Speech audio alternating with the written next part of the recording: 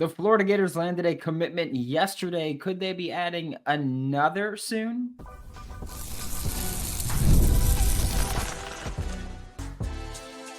You are Locked On Gators, your daily podcast on the Florida Gators. Part of the Locked On Podcast Network, your team every day. Joining me now for Locked On Gators is Brian Smith, Locked On's recruiting insider, the host of The Portal, and the host of Locked On Seminoles. I know you can boo him all you want already. It is what it is. But Brian, the Florida Gators landed a commitment last night when Izayia Williams, 4-star linebacker. Before we even talk about the recruitment or anything else like that, what do you think of his film? Well, I've seen him live multiple times as well, competed Under Armour, etc. To me, he's a stand-up outside linebacker in a 3-4, or he's a guy that ends up being an edge rusher in a 4-3. He plays best going forward and attacking the line of scrimmage, and he is quite the athlete, to say the least. That's what I was going to ask, because I feel like with his athleticism, I'm not going to pretend that I know a ton about him or I've watched a ton of his film, but from the little bit that I have watched, I feel like he has at least the athletic ability and enough length where you can say, hey, he might be one of those guys who's a bit of a tweener. Really, maybe he plays a little off ball, maybe a little on the edge. And so I'm glad that you mentioned that, because I feel like that's kind of where I view him. Also, again, in the limited snaps that I've seen, I feel like that's kind of where I would view him long term as well. He has the 2 B's and the 2 L's: burst and bend, length and leverage. He's got long arms, and he's got a tremendous first step. He's a 215 or so, and he's around a 4.6 in the 40. Yeah, he's a tremendous football player just based on those things, and he loves it. Like, he goes to 5-on-5 camps, he goes to Under Armour, he takes all the one-on-one reps. He doesn't care. He wants to compete. When the kids do that, it tends to work out pretty well. And I do have to ask this as well, because his ranking is very interesting, I'll say.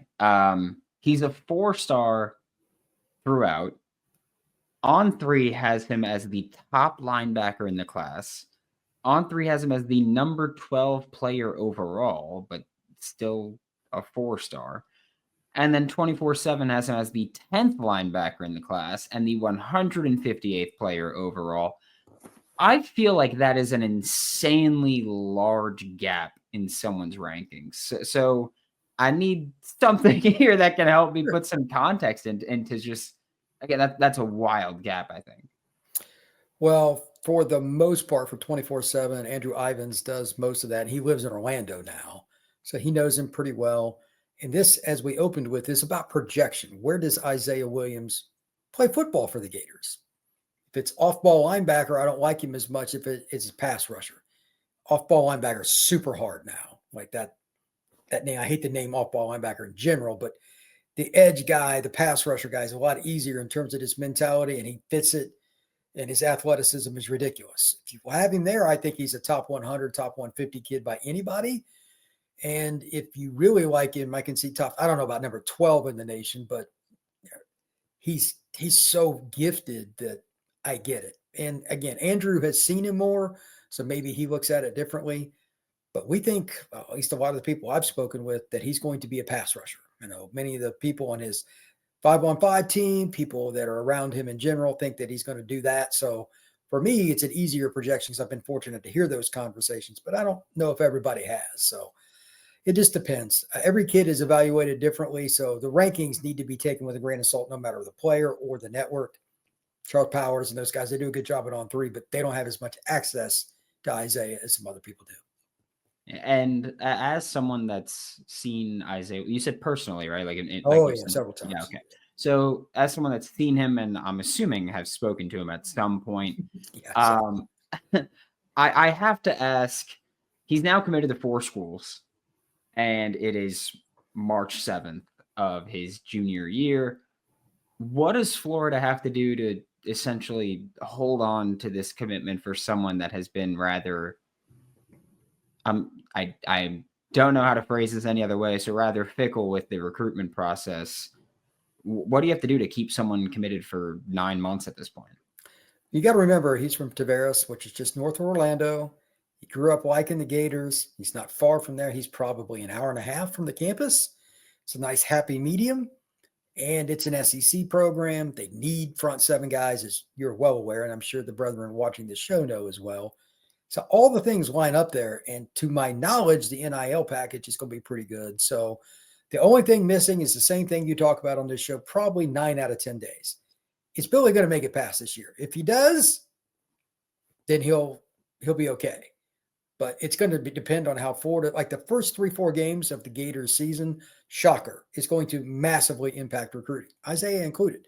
Georgia's very interested. Bama's very interested. Florida State's very interested.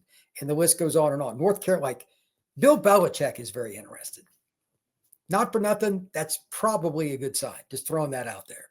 So there's going to be a lot of people coming after him. But how Florida plays this out in the fall is key. I would expect Izayia to take a couple OBs. In my opinion, it would be smart because of the Billy situation. But if he committed, because I know some of the people around him, if he made that decision to go ahead and commit to the Florida football Gators, that means one thing, that he's comfortable. Because I was told he didn't want to make more than one more commitment. And I trust the person that told me this because they know him really, really well. So it happened out of the blue because I spoke to this person last week. And they said Florida was definitely in it, but that's not where they thought that he was going. So something changed in the last week or so. Whatever it was, because I had mid-alerted, I look up and, Izayia has committed to the Florida Gators. So Florida did something right. Whatever it is, congrats to their staff. Yeah, Florida started gaining some kind of public momentum Wednesday, Thursday, and then all of a sudden Thursday night, it's like, this is happening right now. Yeah, that's it was quick, but hey, gonna hope that it sticks this time. We do have one more player to talk about that hasn't committed to Florida, but did get a are we still calling it Fong Bomb? I don't know, but he got one of those. We'll talk about that when we get back with Locked On Gators. Life moves fast, especially when you have a family. One day you're watching your kids take their first steps. Before you know it, they're off to college, and that's why securing their future is so important. Fabric by Gerber Life makes it simple to get term life insurance that fits your family's needs. With Fabric, you can apply for term life insurance online, right from your couch, from your bed, from your office, wherever you want. You can be covered in under 10 minutes, and in many cases, no health exam is required. Join the thousands of parents who trust Fabric to help protect their families. Apply today in just minutes at meetfabric.com/lockedoncollege. That's meetfabric.com/lockedoncollege. Policies issued by Western Southern Life Assurance Company. Not available in certain states. Prices subject to underwriting and health questions. March basketball is here. The Florida Gators are elite and hopefully ending with the second most wins in regular season program history. Just saying, there's no better way to get in on the action than with Prize Picks, the best place for daily fantasy sports. With Prize Picks, you pick more or less on at least 2 player projections. Could be Walter Clayton threes, Alex Condon points, Micah Hanlock and offensive rebounds. Could be whatever you want. And if you're right, you can win up to 1,000 times your cash. It's fast, easy, and keeps every game exciting. Download the app today. Use code LOCKEDONCollege to get $50 instantly after you play your first $5 lineup. That's code LOCKEDONCollege for $50 instantly after you play your first $5 lineup. Prize Picks, run your game. Thanks again for making Locked On Gators your first listen of the day. Every day we are available daily and free wherever you listen to the podcast and on YouTube. Brian Smith is still here with me, the host of The Portal, Locked On's Recruiting Insider. And what are your thoughts on wide receiver Naim Burroughs, who we'll talk about the recruitment in a minute, but what are your thoughts on his film? And if you've seen him in live or in person, where do you view him slotting long-term as well? He fits in with what Billy Napier has done at Florida. Some guys that can play slot or outside, they've got 3-4 guys like that right now. He's the same kind of player, and he is electric. Even at an elite level, this is a kid that can say, you know what, screw it. I don't want to play football. I'm just going to train for track and try to get an Adidas contract. He's fast and great personality, really smart kid. His brother went to Wisconsin, like he's from a athletic family. So the upside for him on the football field is tremendous. I've seen him at Under Armour live. So I've seen him live, and like he's running by guys that have offers from all the SEC schools. So speed-wise, he's exactly what you're looking for. I'll speak for all coaches that want guys that can run sub 10.5. That's where he's going to end up in his senior year. Like he'll be sub 10.5. That is elite speed for the high school level. The question I have is whether or not he wants to play inside, outside, doesn't want to move. Like, well, what do you want him to do? And I haven't spoken to him about that, but he knows how good he is and he loves the sport. So I think that he'll absorb it, and wherever he gets placed, I think it's Clemson, Florida, whatever it happens with him, he'll figure it out. He's a kid that loves it, and he'll learn the playbook and make the adjustments as needed. Yeah, I feel like Florida, one of the reasons that they recruit these, they tend to be, sub 6 feet wide receivers, really fast, can move around. I feel like one of the reasons that they do that is because of how often Florida does move receivers around. They have one guy that's always in motion. And I mean, hey, that gives you a free release. If you're a fast receiver and you get a free release, bye-bye. And so I feel like that's a great selling point there. When you look at all of Naim Burroughs' official commitments that seem like he's all set with them. It feels like, it's Clemson, Florida, USC, Texas. He's got all those commitments or all those official visits already set, all in June. Is that typically a good indicator that, hey, this might be one of those kids who he's like, I want to commit before my senior year so I could just play football and not worry about any of that? Typically, you are correct. Now, here's the caveat to that. You got to remember, the NCAA lifted the rule on the cap. You don't have to just take 5, but you can take as many. So he could take 5, 6, 7, those numbers in the fall. He's got 4 lined up. So it's technically possible that he could. But he's, again, really astute kid, very smart. I think he's kind of narrowed it down. He was down to 6. It's probably really smaller than that. And I think the 4 that he has are most likely his final group. I mean, somebody else could still get an OB in the fall technically again. But I'd imagine, he's a Bowles kid. It's a boarding school. It's a different deal there. You really got to want it.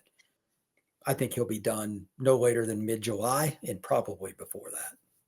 And it feels like at this point, like we've mentioned, it feels like it's a battle between Clemson, Florida, USC, and Texas, which is an unusual combination. I think we'll say we could talk about national battles and all that, but it feels like this as your specific Final Four is a very unique Final Four. Usually, Florida's in there, and then you got Miami or Georgia's also competing.